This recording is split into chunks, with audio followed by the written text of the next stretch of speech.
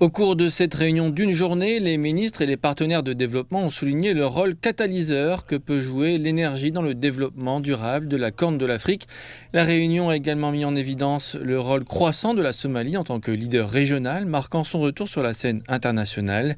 Les pays de la Corne de l'Afrique cherchent à exploiter le barrage éthiopien récemment inauguré dans le cadre d'une initiative régionale visant à élargir l'accès à l'énergie et à attirer les investissements. Notre objectif est de nous unir comme nous l'avons fait dans le domaine commercial ou de travailler envers une facilitation des échanges commerciaux en collaborant au sein d'économies intégrées à part entière dans notre région. L'énergie sera le pilier de cette intégration.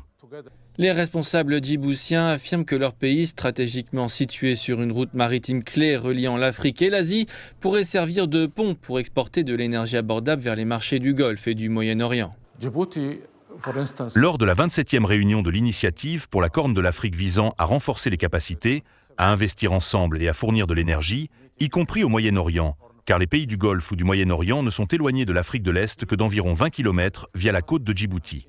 L'Éthiopie dispose d'abondantes ressources énergétiques que nous prévoyons également de mettre à la disposition de Djibouti, en particulier dans le domaine de l'énergie géothermique, et la plupart des pays d'Afrique de l'Est pourraient non seulement commercer entre eux dans la Corne, mais aussi échanger de l'énergie avec le Moyen-Orient.